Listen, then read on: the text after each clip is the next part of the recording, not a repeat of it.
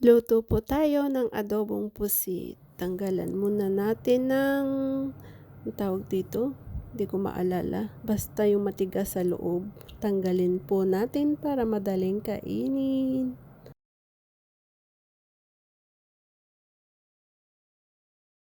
Onion.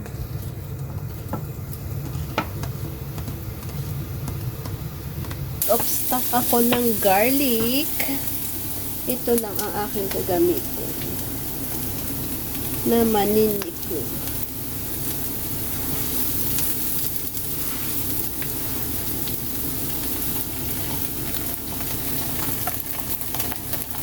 Tomato.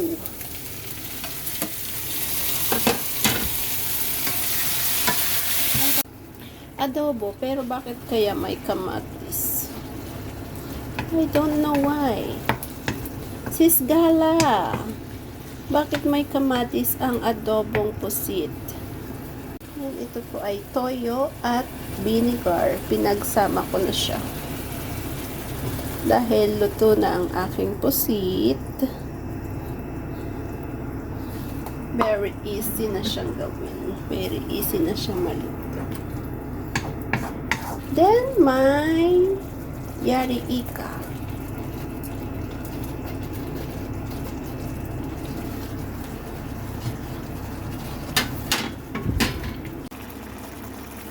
Yummy! Adobong pusit. Thank you so much for watching. God bless us all. Let's eat. Itadakimasu.